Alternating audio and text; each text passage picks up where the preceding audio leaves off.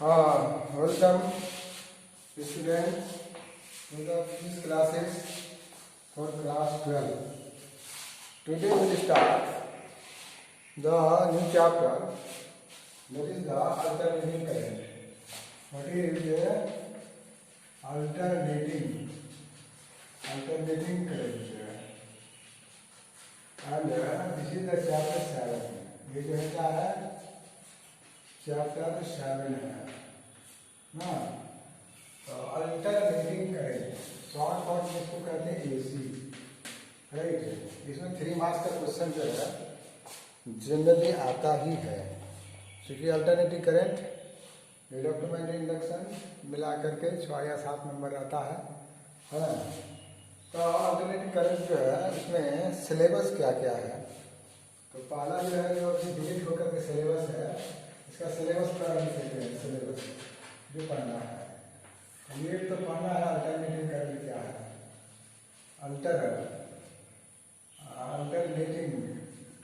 Alternating current पढ़ने का है। एसी इसमें peak and RMS value of AC क्या है ये देखना है। और अगला देखना है रिएक्टेंस एंड इम्पीडेंस। क्या देखना है? Reactance and what is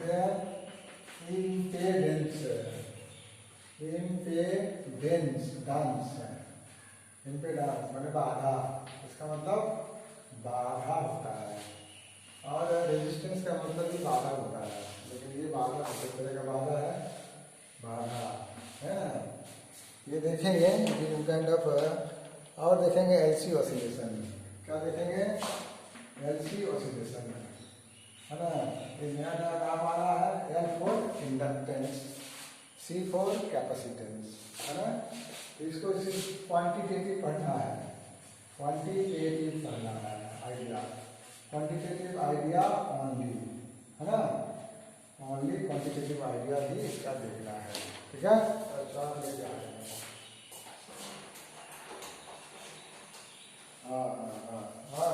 sorry for interruption, short कर दिया था। और LCR सर्किट है,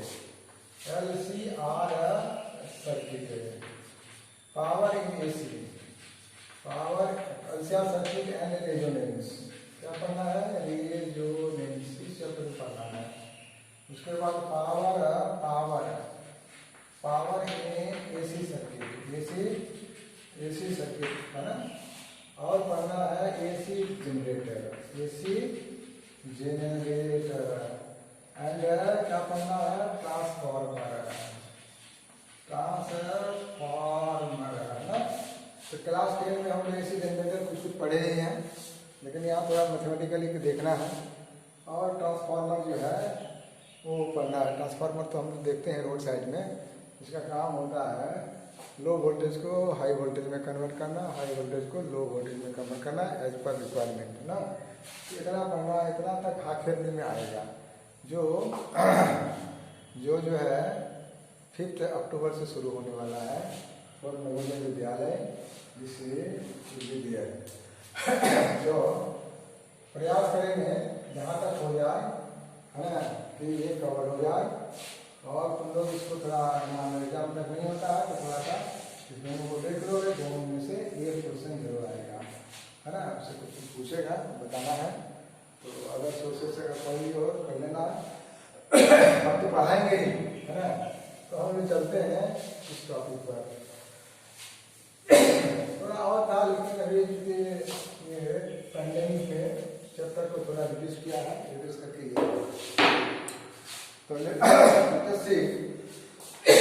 पढ़ना है alternating current. Question right here, what is an alternating current? Alternating current क्या है? क्वेश्चन मन में आता है तो हम लोग कैसे डिफाइन करेंगे? N alternating current is that current, वह करंट है, दैट करंट है whose magnitude, इसका magnitude मैग्नीट्यूड समझते हैं ना, परिमाण, वो जो magnitude changes with time, time के साथ क्या होता है, चेंज होता है। आप डायरेक्शन भी चेंज होता है, डायरेक्शन है इसका, जो डायरेक्शन है ना, डायरेक्शन है रिवर्सेस बदलते रहता है, रिवर्सेस पीरियोडिकली ना, पीरियोडिकली मतलब सर्टेन इंटरवल ऑफ टाइम के बाद उसका डायरेक्शन रिवर्स हो जाएगा, उल्टा हो जाएगा। अब टाइम के साथ साथ उसका मैग्नीट्यूड क्या होगा, चेंज होगा, है ना। तो ऐसा करंट को क्या कहते हैं, अल्टरनेटिंग करंट कहते हैं। सिंपल डेफिनेशन है, इसको शो कैसे करेंगे, ग्राफ में मान लीजिए शो करेंगे, this is the time axis, ये करंट का वैल्यू हो गया, ये ऐसे ऐसे चेंज होते जाएगा। देखो टाइम के साथ साथ क्या हो रहा है, मैग्नीट्यूड बदल रहा, मैग्नीट्यूड 0 हो गया, मैग्नीट्यूड का मतलब क्या हुआ, मैग्नीट्यूड जो है ना, इसका एम्पलीट्यूड भी कह सकते हैं। और फिर सर्टेन इंटरवल के बाद फिर ऐसे हो जाएगा, ऐसे चले जाएगा ना। तो यहाँ से यहाँ तक एक साइकिल पूरा हो रहा है, तो इसको क्या कहेंगे, नाम देंगे टाइम पीरियड। और यहाँ पर जो है 0 हो रहा है, ये 3/2 आधा साइकिल, ये वाला क्या होगा 1/4, 3/4 साइकिल, ये क्या होगा 3/4, है ना। हम लोग वेब चैप्टर में देखते हैं ना, वेब में वही चीज है, साइनसोइडल वेव है। और इसको हम लोग मैथमेटिकली कैसे लिखते हैं, ये मान लो हम लोग इंड्यूस्ड ईएमएफ की बात करें, है ना, we will talk about the induced EMF. तो पीरियडिकली तो ये कैसे होता है, तो when we rotate a coil, जब एक कॉइल को क्या करते हैं, रोटेट करते हैं in a magnetic field, the alternating induced EMF is produced ना। जैसे कोई मैग्नेटिक फील्ड है ना, ये मैग्नेटिक फील्ड है, इसी ये मैग्नेटिक फील्ड, यहाँ पर मान लो कोई कॉइल रख देंगे, कॉइल को रख देंगे, और इस कॉइल को क्या करेंगे, रोटेट करेंगे, एक्सिस के रोटेट करेंगे। तो रोटेट करने से क्या होगा, कॉइल में इंड्यूस्ड ईएमएफ पैदा होगा। तो when A coil is rotated in a magnetic field है, तब क्या होगा, अरे ये इलेक्ट्रोमैग्नेटिक पढ़े हैं ना, इंड्यूस्ड ईएमएफ पैदा करने का तरीका एक तो है क्या, कॉइल के तरफ मैग्नेट जाएगा, दूसरा तरीका क्या था, कंडक्टर को मैग्नेटिक फील्ड में मूव कराएंगे तो इंड्यूस्ड ईएमएफ होगा। तीसरा तरीका है by changing the orientation of the coil in a magnetic field, ऐसा कर देंगे तो उसका ओरिएंटेशन चेंज होगा, तो इस कॉइल में क्या पैदा हो जाएगा, इस कॉइल के अप्रोच में क्या पैदा हो जाएगा इंड्यूस्ड ईएमएफ पैदा होगा। इस इंड्यूस्ड ईएमएफ देन तब क्या होगा, जब मैग्नेटिक फील्ड में रोटेट करते हैं, then induced EMF is produced in the coil produce होगा एंड गिवन बाय, और इसको दिया जाता है गिवन बाय इंड्यूस्ड ईएमएफ बराबर E0 कितना sin ऑफ ओमेगा t, है ना। ऐसा पैदा होगा इंड्यूस्ड ईएमएफ कॉइल को रोटेट करने पर। एक तो कॉइल की तरफ जब आता है इंड्यूस्ड ईएमएफ -d∅dt होता है, अगर कंडक्टर को मूव कराते हैं मैग्नेटिक फील्ड में तब इंड्यूस्ड ईएमएफ कितना होता है BLV, और जब उसको कॉइल को रोटेट कराएंगे मैग्नेटिक फील्ड में तब इंड्यूस्ड ईएमएफ का एक्सप्रेशन E0 कितना हो जाएगा sin ओमेगा t होगा। इसको थोड़ा याद रखो बाबू, है ना, बहुत अच्छा काम देगा। हाँ ठीक है, तो ये इंड्यूस्ड ईएमएफ पैदा होगा अगर मान लो इस इंड्यूस्ड ईएमएफ को किसी सर्किट में लगा दें, मान लो ऐसा कोई सर्किट है, R रेजिस्टेंस है और इसमें इंड्यूस्ड ईएमएफ अल्टरनेटिंग ईएमएफ, तो ये बैटरी को हम लोग दिखाते हैं ऐसे, लेकिन इसको दिखाएंगे कैसे, ऐसे दिखा दिए, बैटरी में इंड्यूस्ड ईएमएफ है, ये वैल्यू कितना होगा E बराबर E0 कितना sin ओमेगा t है, ये करंट सप्लाई करेगा इससे, ऐसे सर्किट पूरा होगा तो करंट का वैल्यू क्या होगा सर्किट का रेजिस्टेंस R होगा तो करंट कितना होगा, अगर ये बराबर होगा इससे होगा जाने वाला जो करंट है I बराबर क्या लिखेंगे, ये ई वाई कितना R, ई मतलब कितना ई नॉट बटे R इंटू कितना sine of theta. This value E हो गया क्या, पीक वोल्टेज, क्या हो गया मैक्सिमम एम्पलीट्यूड बाय क्या हो गया resistance, peak voltage volt by resistance R resistance. तो वोल्टेज बाय रेजिस्टेंस क्या होता है करंट, तो क्या हो जाएगा आई नॉट होगा, V naught by R, I naught मतलब हो गया पीक करंट, तो क्या हो गया पीक करंट, मैक्सिमम करंट हो गया पीक करंट कहते हैं। तो ऐसे जब हो जाएगा तब इसका वैल्यू क्या होगा, आई बराबर क्या है, आई बराबर ये वाला पार्ट क्या हो जाएगा आई नॉट और हो जाएगा sine of omega T, sine of omega T, ये होगा अल्टरनेटिव करंट का equation. This is the equation of कौन सी एसी करंट, अल्टरनेटिव करंट का इक्वेशन है, जहाँ आई को कहते हैं इंस्टांटेनियस वैल्यू, क्या कहेंगे इंस्टांटेनियस वैल्यू, मतलब टी समय में आई वैल्यू, ये इसको क्या कहेंगे, this is called peak value, peak value या एम्पलीट्यूड नाम देंगे, क्या नाम देंगे एम्पलीट्यूड नाम देते हैं, ठीक है।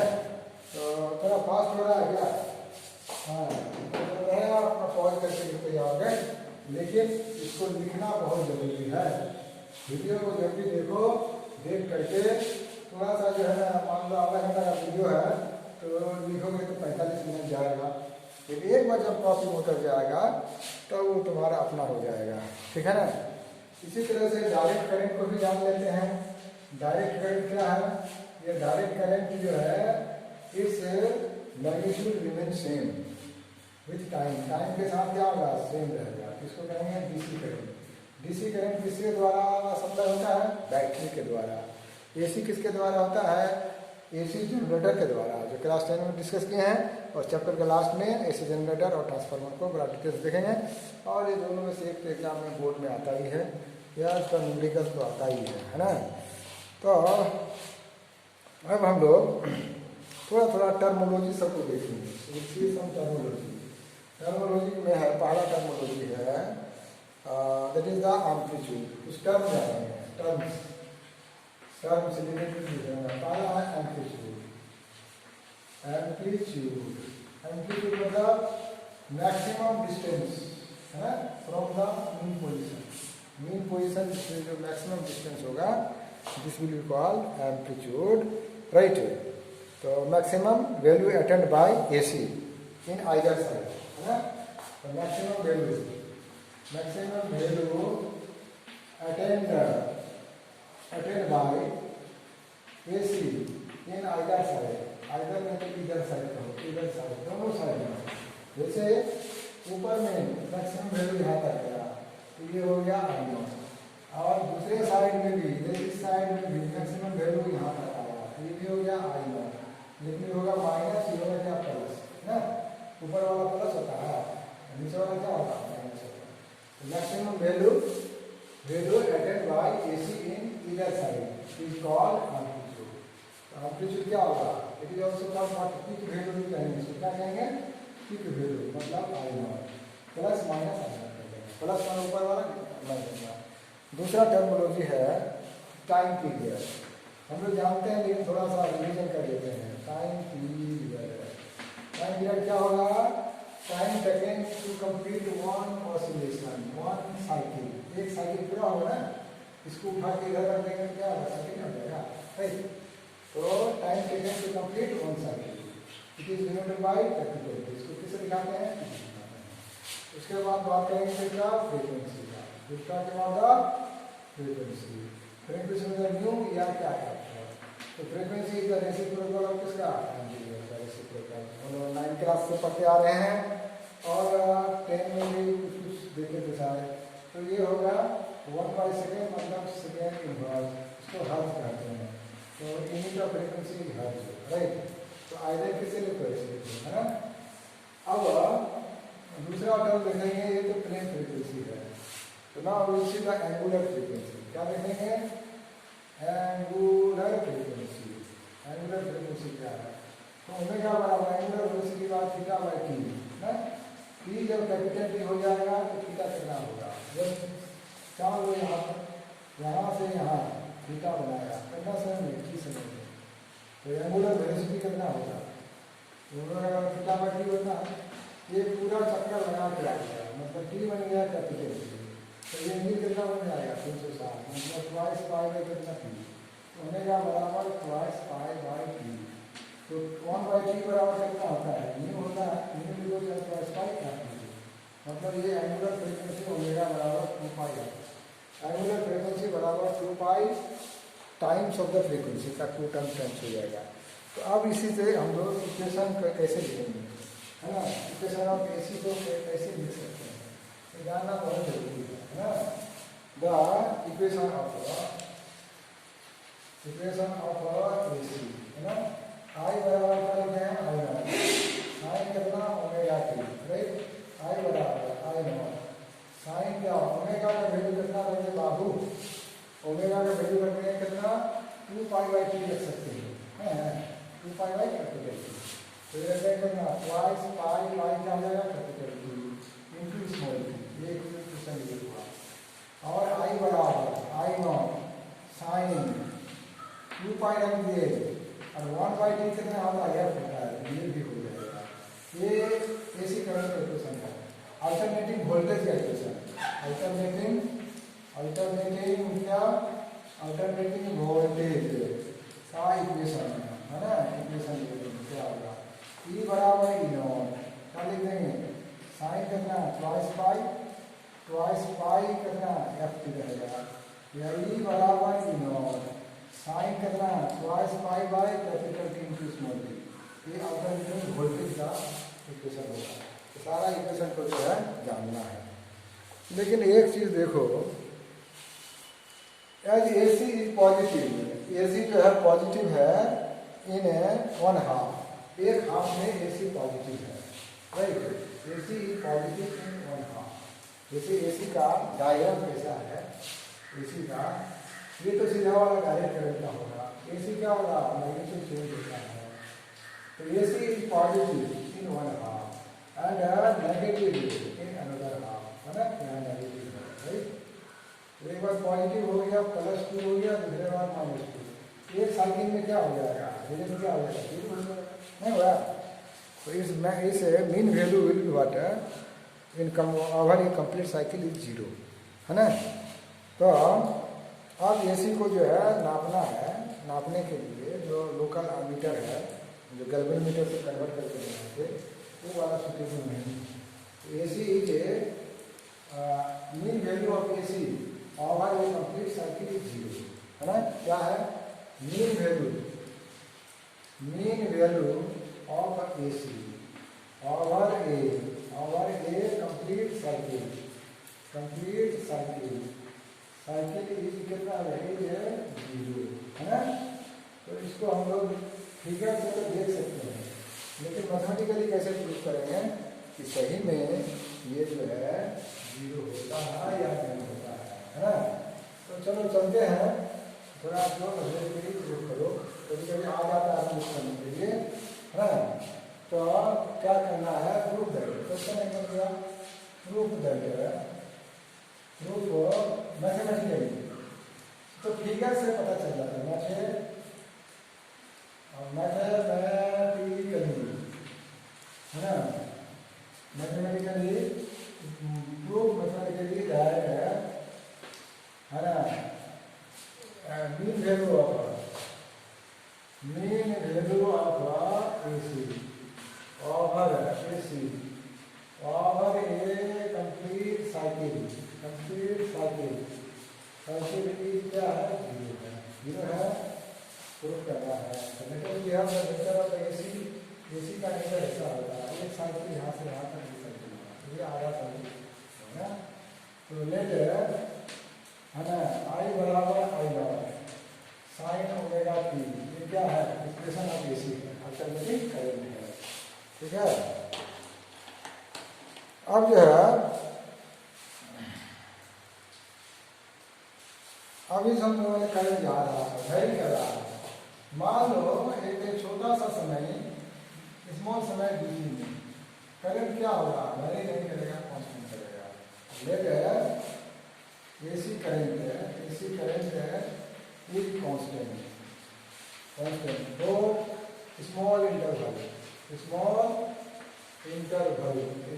करना डीटी में कांस्टेंट है। डीटी तो बहुत छोटा है, डीटी का 0 है, इतना देर में कांस्टेंट मान सकते हैं। तो कितना चार्ज जाएगा, then charge flow in the circuit for interval for small time कौन सा टाइम डीटी से इंक्रीज करना मान लेंगे, बहुत कम चार्ज मानेंगे, डीटी चार्ज जाएगा। तो देयरफॉर आई बराबर कितना हो जाएगा, डीटी वाई कितना डीटी है ना, इसलिए डीटी बराबर कितना हो जाएगा, आई इंटू कितना, आई इंटू डीटी। तो कंप्लीट साइकिल में कितना करंट, कितना चार्ज फ्लो करेगा, यहाँ से लेकर यहाँ तक में कितना चार्ज फ्लो करेगा, है ना। तो चार्ज फ्लो ओवर ए टोटल चार्ज फ्लो ओवर ए कंप्लीट साइकिल में कितना चार्ज फ्लो करेगा। तो इसको इंटीग्रेट करना पड़ेगा। मान लो क्यू चार्ज करेगा, इंटीग्रेशन ऑफ डी टू का इंटीग्रेशन मतलब कितना आ गया, आई डी टी।